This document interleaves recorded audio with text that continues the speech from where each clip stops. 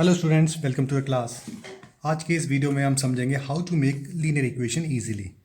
Linear equation को आसानी से किस तरीके से बनाया जाए। चलिए आगे बढ़ते हैं। सबसे पहले ये समझते हैं कि लीनियर इक्वेशन होती क्या चीज़ है। लीनियर इक्वेशन को हम इसी जो वर्ड्स हैं इन्हीं से समझते हैं। लीनियर का मतलब होता है स्ट्रेट, यानी कि सीधा, और इक्वेशन का मतलब इक्वेशन यानी कि equal to sign. Left hand side की जो टर्म्स हैं और राइट हैंड साइड की टर्म्स आपस में इक्वल है, उसको हम इक्वेशन बोलते हैं। लीनियर इक्वेशन हो गई वो इक्वेशन जो सीधी हो और इक्वल हो। अब सीधे का मतलब क्या है? सीधे का मतलब ये होता है उस इक्वेशन में जिसमें वेरिएबल्स की जो हाईएस्ट पावर है, जो डिग्री है, वो 1 हो, यानी कि डिग्री जो है is equal to 1। Linear equation सीधी होती हैं, लेफ्ट हैंड साइड की टर्म्स और राइट हैंड साइड की टर्म्स इक्वल होती हैं, और वेरिएबल की जो हाईएस्ट पावर है वो 1 होती है। चलिए आइए कुछ लीनियर इक्वेशन लिखने की कोशिश करते हैं। ये जो 3 फाइंडिंग्स हमने की है उसके बेसिस पर मैं लिखता हूँ x इज इक्वल टू 2। तो क्या ये लीनियर इक्वेशन है? चलिए वैल्यूट करते हैं। दो टर्म्स के बीच में इक्वल टू का साइन है, यानी कि ये इक्वेशन तो है। अब इसमें वेरिएबल x है जिसकी हाईएस्ट पावर है 1। हाईएस्ट पावर या डिग्री हो गई 1, और ये इक्वेशन है क्योंकि इक्वल टू का साइन है, तो हाँ हम बोल सकते हैं ये लीनियर इक्वेशन है। वेरिएबल कितने हैं इसमें? 1, तो इसको हम बोलेंगे लीनियर इक्वेशन इन 1 वेरिएबल। चलिए इतना समझ आ गया। आगे बढ़ते हैं, एक और लीनियर इक्वेशन लिखने की कोशिश करते हैं। x plus Y is equal to 4। अब ये पता लगाते हैं कि ये लीनियर इक्वेशन है या नहीं है। इक्वल टू का साइन है, यानी कि ये इक्वेशन तो है। अब लीनियर है या नहीं है वो भी देखते हैं। वेरिएबल्स इसमें दो हैं, एक x है और दूसरा y है। x की डिग्री भी 1 है, y की हाईएस्ट जो डिग्री है या पावर है वो भी 1 है। तो ये भी एक लीनियर इक्वेशन हो गई। लीनियर इक्वेशन, इसमें वेरिएबल्स कितने? 2, तो हम बोलेंगे लीनियर इक्वेशन इन 2 वेरिएबल्स। उसी तरह x plus Y plus Z अगर इज इक्वल टू 6 है, तो ये भी लीनियर इक्वेशन बन जाएगी जिसमें x की पावर, y की पावर और z की पावर इक्वल टू 1 है। तीनों की पावर, तीनों वेरिएबल्स की पावर 1 है और इक्वल टू का साइन है, तो इसको हम बोलेंगे लीनियर इक्वेशन इन 3 वेरिएबल्स। लेकिन हम अपना स्कोप ऑफ स्टडी को linear equation in 1 and 2 variables तक ही लिमिटेड रखेंगे। इसके बारे में हम फिर कभी स्टडी कर लेंगे किसी दूसरे या तीसरे वीडियो में। अब ये हमें पता लग गया x is equal to 2 linear equation है, x plus Y is equal to 4 भी लीनियर इक्वेशन है, और x plus Y plus Z is equal to 6 भी लीनियर इक्वेशन है। अब मैं लिखता हूँ X square is equal to 9। क्या ये लीनियर इक्वेशन है? इक्वल टू का साइन है, इक्वेशन तो है ये, लेकिन इसमें जो वेरिएबल है वो x है, उसकी पावर है 2, तो ये लीनियर इक्वेशन नहीं हुई। तो इतना हमें समझ आ गया कि लीनियर इक्वेशन क्या चीज़ होती है। लीनियर इक्वेशन अगर आप उसको ग्राफिकली ड्रॉ करेंगे तो एक सीधी लाइन बनेगी, बाकी दूसरी इक्वेशंस में सीधी लाइन नहीं बनेगी। तो अगर आपके सामने कोई ग्राफ दिखाता है और एक सीधी लाइन खींच देता है और पूछता है कि ये कैसी इक्वेशन, तो आप सीधा बोल सकते हैं हाँ ये लीनियर इक्वेशन है। चलिए अब लीनियर इक्वेशन की स्टैंडर्ड फॉर्म को समझते हैं, होती क्या है। स्टैंडर्ड फॉर्म को इस तरीके से लिखा जाता है, A X plus B Y is equal to C. A को बोलते हैं कोफिशिएंट ऑफ एक्स, इसको बोलते हैं कोफिशिएंट एक्स के साथ मल्टीप्लाई में, तो इसको बोलेंगे कोफिशिएंट ऑफ एक्स।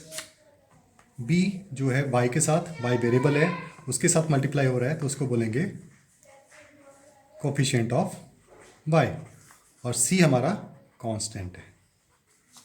तो ये एक स्टैंडर्ड फॉर्म है लीनियर इक्वेशन इन 2 वेरिएबल्स की। A X plus B Y is equal to C. C constant है, बी कोफिशिएंट है वाई का, ए कोफिशिएंट है एक्स का, एक्स और वाई इसमें वेरिएबल है। चलिए अब आइए इसको ग्राफिकली बना के देख लेते हैं कि लीनियर इक्वेशन दिखती कैसी है। अभी हमने ये देखा था, इक्वेशन एक बनाई थी हमने, X plus Y is equal to 4। अगर मैं इसको ग्राफिकली बनाऊंगा तो ये कुछ इस तरीके से बनेगी।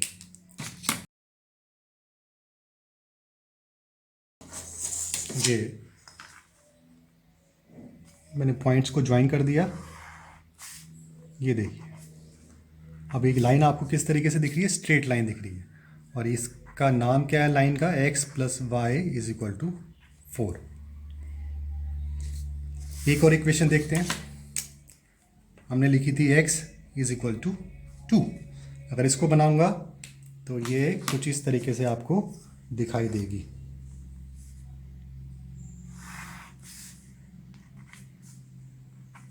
इसका नाम है x इज इक्वल टू 2। ये भी एक स्ट्रेट लाइन है, x plus Y is equal to 4, ये भी एक स्ट्रेट लाइन है। चलिए अब आगे बढ़ते हैं, स्टेप्स को समझते हैं कि कौन से स्टेप्स हम फॉलो करें जिससे हम लीनियर इक्वेशन को आसानी से फटाफट बना सकें। स्टेप्स हैं मैंने लिखे हैं, आगे देखते हैं। How to make linear equations. पहला स्टेप आपको क्या करना है, आपके सामने स्टेटमेंट दी जाएगी, मैथमेटिक्स में स्टेटमेंट दी जाएगी, आपको उसमें से कोशिश करनी कि वेरिएबल्स फाइंड करने हैं। कोई भी स्टेटमेंट है उसमें से वेरिएबल्स आपको फाइंड करने हैं। उसके बाद जब वेरिएबल्स आपने फाइंड कर लिए, दो वेरिएबल्स एक्स और वाई, उनके बीच में आपको रिलेशनशिप स्टैब्लिश करना है कि इनके बीच में क्या रिलेशनशिप है। और जब आप रिलेशनशिप सेटअप कर देंगे उसके बाद आपको जो टर्म्स हैं स्टैंडर्ड फॉर्म के तरीके से अरेंज करनी है, and then you are done. आपकी लीनियर इक्वेशन आपने बना ली। चलिए इसको न्यूमेरिकल्स देखते हैं, इससे हमारी और क्लैरिटी आएगी, अंडरस्टैंडिंग हमारी क्लियर होगी। Anika and Aditya are two students contributing to charity. Anika और आदित्य दो स्टूडेंट हैं जो कि चैरिटी में पैसा देना चाहते हैं। The contribution of Anika is 2/3 of the contribution by Aditya. जो अनिका का कॉन्ट्रीब्यूशन है वो 2/3 है आदित्य के कॉन्ट्रीब्यूशन से। Right a linear equation. अब क्या करेंगे हम, अब हमें सबसे पहले पता लगाना है इसमें वेरिएबल क्या है। क्या अनिका और आदित्य वेरिएबल है? सोचिए, नहीं, अनिका और आदित्य वेरिएबल नहीं है, इनका कंट्रीब्यूशन वेरिएबल है। तो हम क्या लिखेंगे, कंट्रीब्यूशन बाय अनिका और कंट्रीब्यूशन बाय आदित्य। ये हमें नहीं पता तो इसको हम वेरिएबल मान लेंगे, कंट्रीब्यूशन बाय आदित्य। हम मान लेते हैं कंट्रीब्यूशन बाय अनिका भी x, contribution by Aditya y। अब ये वेरिएबल्स तो हमें लिख लिया हमने। अब ये पता लगाना है इनके बीच में क्या रिलेशन है। अब ये कह रहे हैं कंट्रीब्यूशन ऑफ अनिका, अनिका जो कंट्रीब्यूशन है वो 2/3 है कंट्रीब्यूशन ऑफ आदित्य, यानी कि आदित्य कंट्रीब्यूशन का 2/3 है। हम लिख देंगे 2/3। अब बीच में आ जाएगा इक्वल टू, तो हो गया अनिका का contribution in rupees is equal to 2/3 contribution of Aditya's. अब इसको रिलेशनशिप बना लिया, 80% काम हमारा हो गया। अब इसको हम स्टैंडर्ड फॉर्म में अरेंज करेंगे। x is equal to 2/3y। अब 3 को हम इधर ले आते हैं, राइट लेफ्ट हैंड साइड, इधर डिवीजन में है तो लेफ्ट हैंड साइड आके मल्टीप्लाई हो जाएगा। 3x is equal to 2y, और कैसे लिखेंगे, 3x minus 2y is equal to 0। ये हमारी स्टैंडर्ड फॉर्म हो गई। इसमें x का कोफिशिएंट 3 है, 2 का कोफिशिएंट y है, कांस्टेंट इसमें कुछ नहीं। तो एक तरीके से हमने ये भी एक लीनियर इक्वेशन स्टेटमेंट के बेस पे बना दी। सबसे पहले वेरिएबल्स फाइंड करेंगे, उनके बीच में रिलेशनशिप ढूंढेंगे, फिर उसके बाद स्टैंडर्ड फॉर्म में उसको अरेंज करेंगे टर्म्स को। चलिए आगे बढ़ते हैं, एक और क्वेश्चन करते हैं। मिस्टर मेहता हैज़ 50 रुपी या 100 rupee notes in his purse. Mister Mehta के पर्स में 50 रुपये और 100 रुपये के नोट्स हैं, जो कि टोटल बन जाते हैं 1000 rupees. Right a linear equation. इस स्टेटमेंट की हमें लीनियर इक्वेशन बनानी है। अब आप देखिए, हमें वेरिएबल फाइंड करने हैं। क्या 50 रुपये और 100 रुपीज़ ये वेरिएबल है? नहीं, इनके नंबर वेरिएबल है। हम लिखेंगे नंबर ऑफ 50 रुपी नोट्स, उसको हम ले लेते हैं x, और नंबर ऑफ ₹100 नोट्स, उसको हम ले लेते हैं वेरिएबल y। तो ये दो वेरिएबल्स हैं जो हमें नहीं पता। अब ये कह रहे हैं कि टोटल जो उनके पर्स में रुपए हैं वो हैं 1000 उनके रुपए उनके पर्स में हैं। अब इसकी बेस में लीनियर इक्वेशन कैसे बनाएं, क्या लिखें? टोटल रिलेशनशिप x और y के बीच में क्या ये लिख दें x + y = 1000? ये रुपीज़ है। अब आप देखिए x नंबर है, y भी नंबर है, तो नंबर को ऐड करके क्या हमें रुपीज़ मिलेंगे? नहीं, इसको भी पहले हमें रुपीज़ में कन्वर्ट करना पड़ेगा। नंबर ऑफ ₹50 नोट x है, ये नंबर है, इसको रुपीज़ में कैसे कन्वर्ट करेंगे? 50 × x करेंगे। सिमिलरली नंबर ऑफ ₹100 नोट्स कितने हैं? y, तो 100 से इसको मल्टीप्लाई करेंगे तो ये रुपीज़ में बन जाएगा।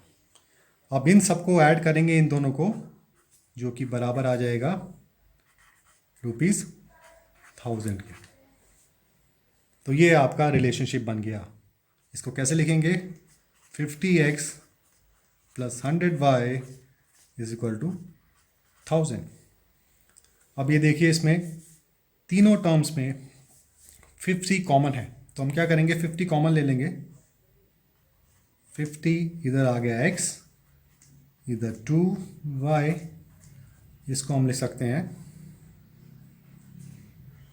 50 ×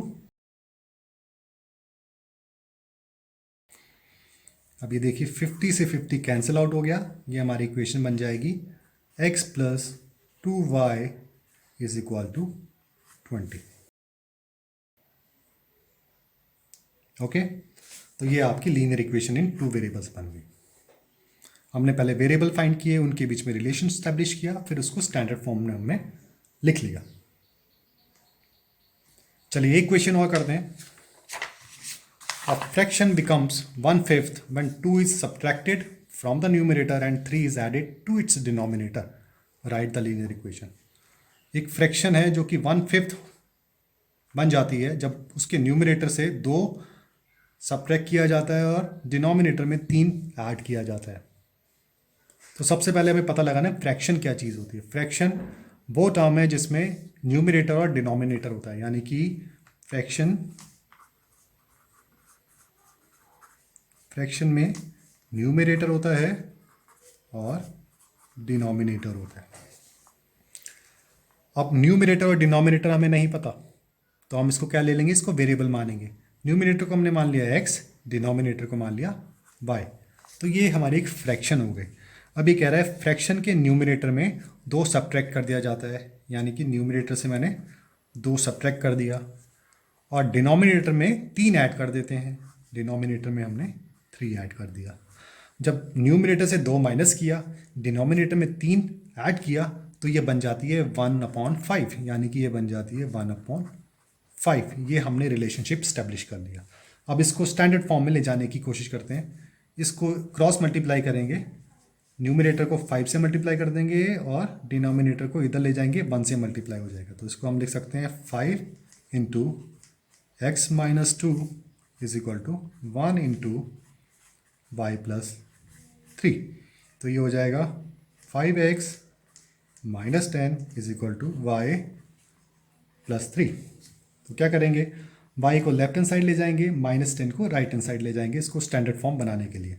तो ये हो जाएगी हमारी 5x - y = 3 + 10, जो कि रिड्यूस होके हो जाएगी 5x - y = 13। तो ये हमारी linear equation in 2 variables standard form में हमने बना ली। तो इस तरीके से जो भी स्टेटमेंट दी है, वेरिएबल्स फाइंड करिए, रिलेशनशिप स्टैब्लिश करिए और उसको स्टैंडर्ड फॉर्म में लिखिए। आई होप आपको क्लियर हो गया होगा। चलिए नेक्स्ट वीडियो में मिलते हैं, जिसमें हम ग्राफिकली बनाना सीखेंगे लीनियर इक्वेशन को। Thank you, have a nice day.